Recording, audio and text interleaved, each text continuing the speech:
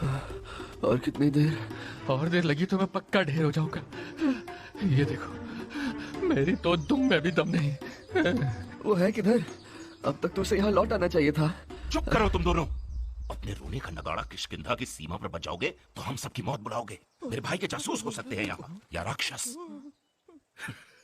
इतना घबराओ मत, ये राक्षस तुम दोनों को खाकर अपना हाजमा नहीं बिगाड़ेंगे। अरे क्या बात कर रहे हैं महाराज, मैं किसी दावत से कम थोड़ी ना हूँ। मुझे जो खाए वो उम्र भर पछता है। भाई मेरे, तेरी दावत में तो चींटियां भी भूखी रह जाए। हड्डियों का ढांचा कहीं का। लेकिन मैं हूँ शाही पकवान, हर एक भोजन की शान, राक्षस हो या इंसान। बस, तुम्हें जो खाए सो खाए, मेरा दिमाग खाना बंद करो। एक काम करते हैं, जलपान के लिए यहीं कुछ देर सांस भर लेते हैं, ताकि इन दो के मुंह को भी आराम मिले और हमें भी।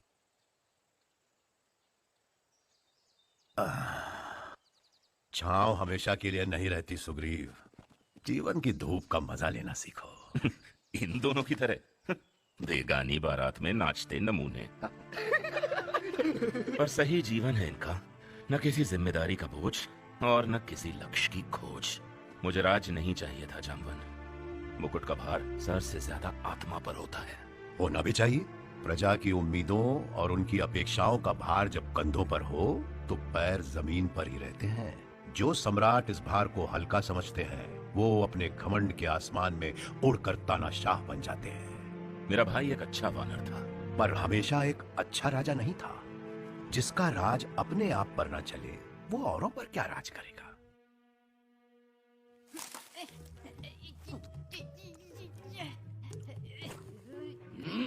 मत कर वरना दूंगा एक। क्या अमरूद?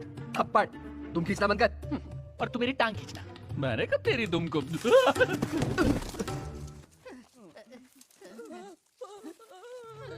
कौन?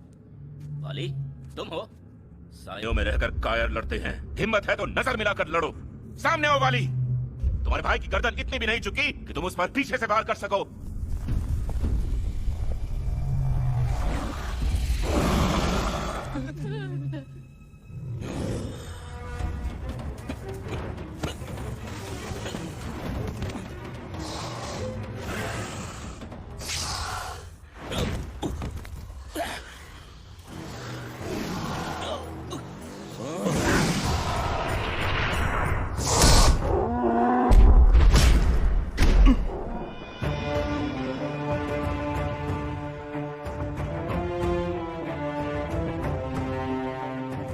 महाशय, थोड़ी और देर से आते तो मुझे हाथ नहीं कंधा देना पड़ता।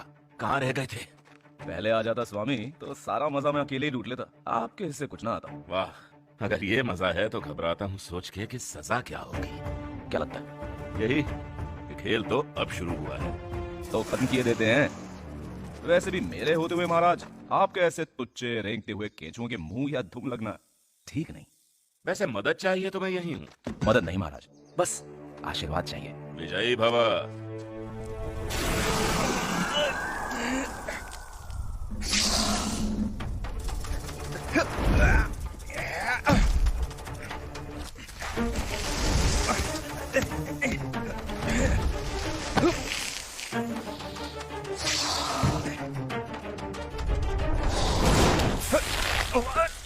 अच्छे, कितना घमंड नहीं। मैं आऊं। महाराज क्यों शर्मिंदा कर रहे हैं? इस रस्सी के टुकड़े का फंदा बनाकर इससे ही उसे ना लटकाया तो मेरा नाम भी वानर हूँ और मेरा नाम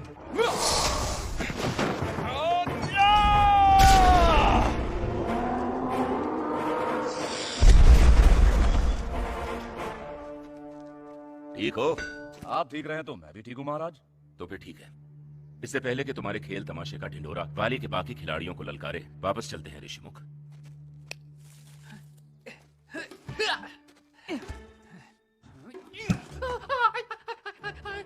इस मुंह नाक के भाग से थे कि मेरे हाथों नहीं पड़ा, वरना इतने टुकड़े होते। इसके नाक के या तुम्हारे? महाराज, ये डरपोक क्या नाक को मारेगा? नाक मारना तो कोई मुझसे सीखे। पहले चुटकुला मारना सीख, फिर नाक मारना। चलो।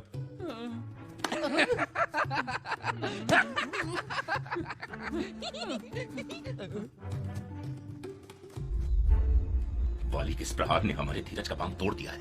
हाँ, पर महाराज हमें कैसे पता कि उस नाग को उसी ने भेजा था? और कौन भेजेगा? हाँ, मेरा सिंहासन, मेरा राज्य छीन चुका है मुझसे।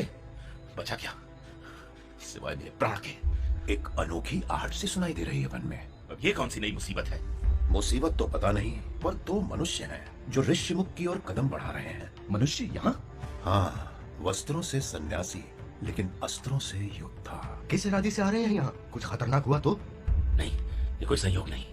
नाग के हमले के बाद ये कोई नया षड्यंत्र है।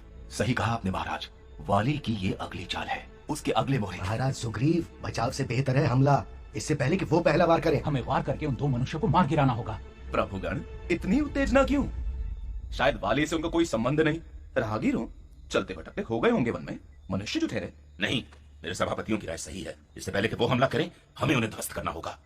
वाली को तुम जानते हो, वो किस हद तक जा सकता है। जानता हूँ महाराज, एक ऐसा राजा जो है अपने ही घमंड का शिकार, अपने ही अहम का गुलाम, बहादुरी का चोगा पहने उस डर में कि कहीं उसकी परछाई ही उसकी पीठ में खंजर ना घोंप दे। ऐसा राजा वो होगा, आप नहीं महाराज, हमारे महाराज। ठीक है, पहला वार हम नहीं करेंगे, लेकिन मुझे उनसे मिलना होगा। आप नहीं महाराज, अगर हत्यारे हुए तो?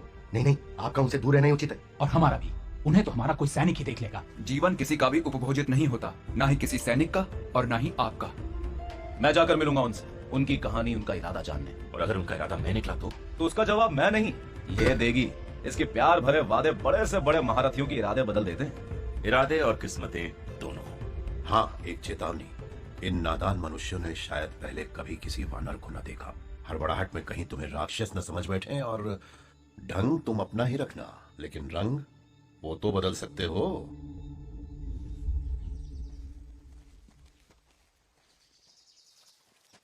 मार्ग सही है, पर क्या लक्ष्य सही है? अगर उसने हमारी मदद करने से इनकार कर दिया तो? इतनी दूर दंडका के इस खतरनाक जंगल में आना व्यर्थ ना हो जाए। निडर लक्ष्मण को खतरों की चिंता कब से होने लगी? तब से जब से उसे लगा कि उसे और बाण लाने चाहिए थे। कौन कौन है वहां? सामने आओ, चेहरा दिखाओ अपना भाई। शुक्र मनाओ दद्दा कि मुझे तुम्हारा चेहरा दिख गया, वरना मेरा बाण आर होते ही पार हो जाते तुम। तो अजनबी राहगीरों से इस प्रेम से मिलते हो तुम? तो कौन बाण वाले भाई? मेरा नाम लक्ष्मण है और टहलने के लिए बगीचा होता है, जंगल नहीं। और तुम्हारा परिचय? ये जंगल ही मेरा बगीचा है, मेरा घर है, और मेरा नाम मेरा काम है, तुम्हारा नहीं। और तुम कौन हो? लक्ष्मण का बड़ा भाई। लक्ष्मण? इस नाम का अयोध्या में एक कुंवर है जिसका बड़ा भाई राजकुमार है, जिसका नाम आपको गलतफहमी हुई है। अयोध्या में अब ना कोई लक्ष्मण है और ना उसका कोई बड़ा भाई। तो दद्दा, ऐसी खतरनाक जगह में अकेले रहकर डर नहीं लगता? किससे? तुम लोगों से? सीना ताने घुसे चले जा रहे हो ऐसी जगह जहां आज तक कोई मनुष्य, क्या उसकी परछाई तक जाने से डरे? मनुष्य तो आप भी हो।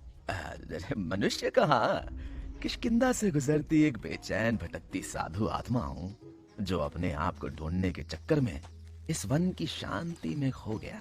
आपकी तपस्या भंग करने के लिए क्षमा चाहते हैं। पहनावा तो सन्यासियों का है, पर लगता है शांति के बदले कुछ और ही खोज रहे हो। सुग्रीव को। सुग्रीव? वो वानरों का सम्राट, और उसके दर्शन पाकर क्या करोगे? दुख भरी कहानी है जो हम सुग्रीव को ही सुनाना चाहेंगे। हाँ, कहते हैं कि दुख बांटने से कम होता है। और रही बात मेरी, तो बच्चे लोग जिन दुखों को लेकर मरे जाते हैं, ऐसे लाख दुख लिए हम रोज जिए हैं। एक तुम्हारा दर्द और सही। बोलो, क्या कहानी है? ठीक है, बात कुछ समय पहले की है। मेरे भैया, उनकी धर्मपत्नी सीता और मैं दंडका के जंगलों में संन्यास लिए एक शांत जीवन बसर कर रहे थे। एक दिन सीता मैया ने एक बड़ा ही खूबसूरत सुनहरा हिरण देखा और भैया से उसकी मांग की, लेकिन वो हिरण के रूप में राक्षस मारीच था जो हमें छलने आया था। भैया को अपना पीछा करवाते हुए दूर जंगलों में ले गया, जहां अपनी माया से उसने उनकी आवाज में मदद की पुकार की। जब सीता मैया ने उस आवाज को सुना तो उन्हें लगा भैया खतरे में हैं और मुझसे विनती की कि मैं जाकर उन्हें बचाऊं। और मैं गलती के उस क्षण में सीता मैया को कुटिया में अकेला छोड़ वन में चला गया। लेकिन जब मैं लौटा तब सीता मैया वहां नहीं थी। हमें पता चला कि उनका अपहरण करके एक राक्षस उन्हें विमान में दूर कहीं ले जा रहा था। और जब पक्षियों के राजा जटायु ने उन्हें बचाने का प्रयास किया तो उस दुष्ट ने उसके पंख उखाड़ के मरने छोड़ दिया। जटायु के आखिरी शब्द हमें इस दिशा में ले आए जहां कबंधा नामक एक गंधर्व से लड़कर हमने उसे उसके श्राप से मुक्त किया। धन्यवाद में कबंधा ने हमें सलाह दी कि सीता मैया को खोजने के लिए इस जंगल में वानर सम्राट सुग्रीव ही हमारी सहायता कर सकता है। तो ये महाराज थी हमारी कहानी। सुन और समझ ली हो तो कृपया सुग्रीव का पता समझा दीजिए।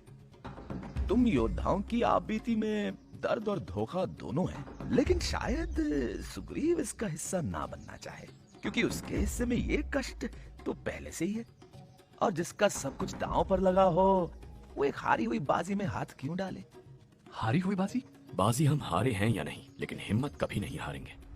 सीता के बिना मेरा नाम, मेरा अस्तित्व अधूरा है। आप समझ रहे हैं ना? समझना मुझे नहीं, आपको है। मेरे महाराज सुग्रीव इस दशा में नहीं कि तुम्हारी मदद करें। तो फिर हम उनकी मदद करेंगे। आए तो थे उनके सहारे के लिए, लेकिन उनका खोया साम्राज्य वापस दिलाने के लिए अब उनके साथ खड़े होंगे। दूध से जला छाछ भी फूंक कर पीता है। सुग्रीव या मैं किसी राह चलते अजनबी की बातों का भरोसा क्यों करूं? क्योंकि तुम भी उसी राह पर चल रहे हो जिस पर मैं चल रहा हूं। मैं यानी राम।